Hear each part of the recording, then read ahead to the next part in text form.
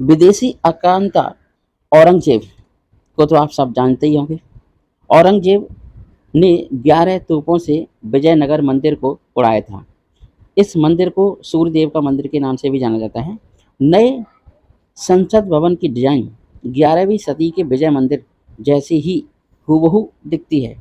आपको बता दें कि 10 दिसंबर 2020 को पीएम मोदी ने संसद भवन के ठीक सामने नए संसद भवन का पहला पत्थर आधारशिला पूरे मंत्रोच्चारण के साथ समर्पण भाव से रखी थी।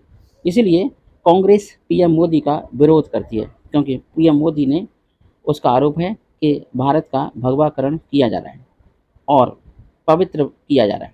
आपको जानकर खुशी होगी कि 29 मई को काफ़ी खबरें प्रकाशित हुईं और आपको बता दें कि यह भवन नया संसद भारत का, जो भारत का गौरव है, गौरवशाली गौरव होने का प्रतीक है, 19 महीने में पूरा हुआ और इस पर लगभग 1200 करोड़ रुपए खर्च करने पड़े और इतने खर्च करने के बाद नई संसद भवन तैयार है। यह भवन 64,500 वर्ग किलोमीटर क्षेत्र में फैला है और 4 मंजिला संसद भवन बहुत ही भव्य भारतीय वास्तुकला का जीता जागता नमूना है, जिसे रविवार 28 मई को पूरे विधि विधान के साथ इनॉग्रेट किया गया। और आपको बताते चलें कि सर्व पंथ पूजा पाठ का भी पीएम मोदी ने काफ़ी ध्यान रखा। आपने अब तक नए संसद भवन के बारे में बहुत सी बातें पढ़ी होंगी, सुनी होंगी, लेकिन नए संसद भवन की सबसे ज़्यादा चर्चा विदिशा में हो रही है। इसका क्या कारण है? आपको बताते चलें कि विदिशा का परमार कालीन ऐतिहासिक विजय मंदिर है, जिसे सूर्य मंदिर के नाम से भी जाना जाता है। सेंट्रल विस्टा प्रोजेक्ट के तहत बने नए संसद भवन नई दिल्ली की डिजाइन को लेकर इतिहासकार गोविंद देवलिया ने दैनिक भास्कर से जब बात की और जानकारी दी कि नई संसद भवन का निर्माण सूर्य मंदिर की वास्तुकला से प्रेरित है। इतिहासकार देवलिया कहते हैं कि विजय सूर्य मंदिर का निर्माण परमार काल के, जो परमार काल रहा है काफ़ी उत्कृष्ट, के शासक राजा कृष्ण ने प्रधानमंत्री के हाथों, जो चालुक्य वंशी वाचस्पति ने 11वीं सदी में करवाया था।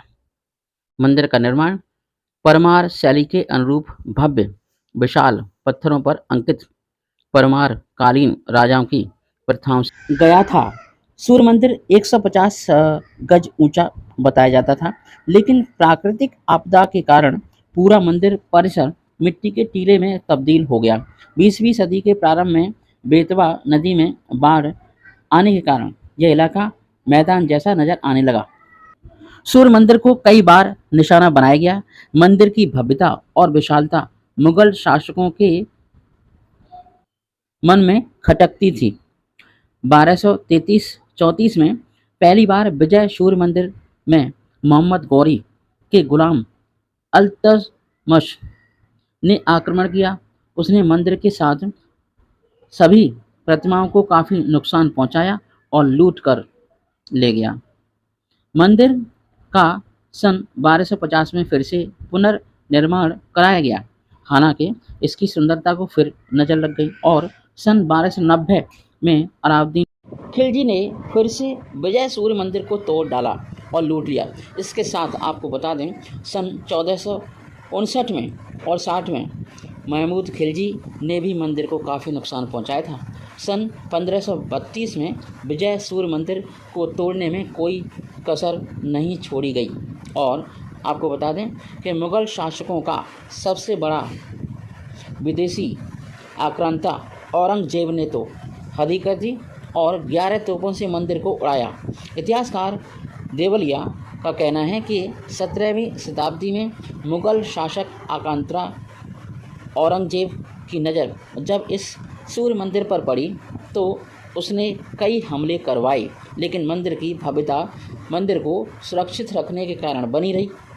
फिर मंदिर की विशालता और औरंगजेब से बर्दाश्त नहीं देखी गई और उसने 11 तोपों का उपयोग कर 1682 में मंदिर को काफ़ी नुकसान पहुंचाया।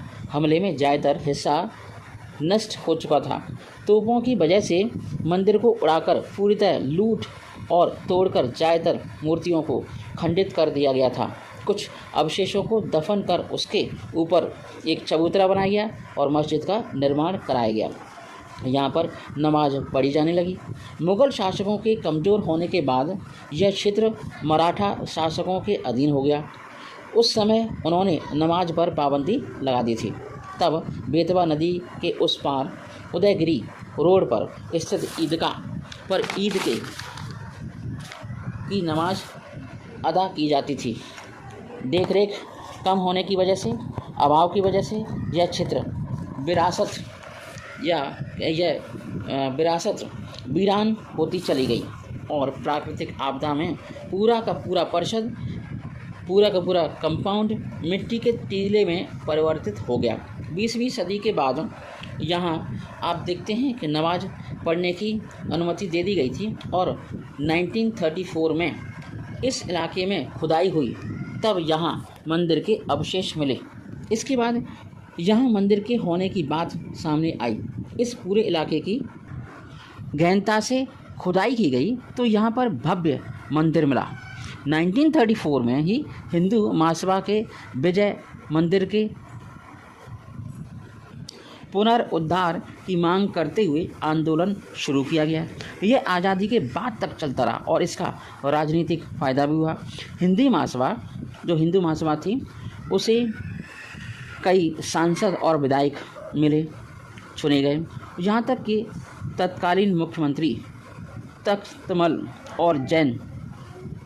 तख्तमल जी जैन और राम साय जी सक्सेना को भी हिंदू महासभा के प्रत्याशियों ने पराजित कर दिया था।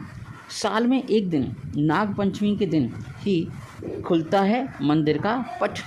1965 में तत्कालीन मुख्यमंत्री द्वारिका प्रसाद मिश्र ने इस विवाद का हल निकाला और मुस्लिम वर्ग के लिए भोपाल शासन की भूमि पर ईदगाह का निर्माण कराया और विजय मंदिर का पूरा परिसर पुरातत्व विभाग को सुपुर्द कर दिया। जब से इस परिसर के ताले सिर्फ नाग पंचमी के दिन ही खोले जाते हैं। उसके बाद आर्कियोलॉजिकल डिपार्टमेंट ने पूरी जगह को अपने कब्जे में ले लिया। फिलहाल ऊपरी मंजिल पर एक परिसर पट के बंद पट हैं, शेष परिसर दर्शन के लिए खुला है। विदिशा वासियों का कहना है, शासन से मांग कर रहे हैं कि ऊपरी परिसर के बंद तालों को खोला जाए ताकि वहां पर रखी मूर्तियों के दर्शन किए जा सकें।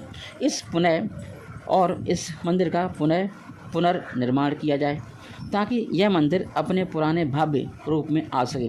प्राचीन विजय सूर्य मंदिर के गेट पर निर्मित देव विशाल स्तंभ नई लोकसभा के प्रवेश द्वार में मेल खाते हैं। विजय मंदिर के यदि एरियल व्यू को देखा जाए तो संसद भवन की तरह ही मंदिर की ऊंचाई 150 के करीब।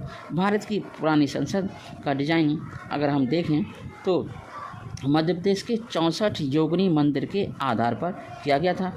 इसी तरह भारत की नई संसद भवन का डिज़ाइन भी मध्य प्रदेश के विदिशा के विजय सूर्य मंदिर के मॉडल पर तैयार किया गया है।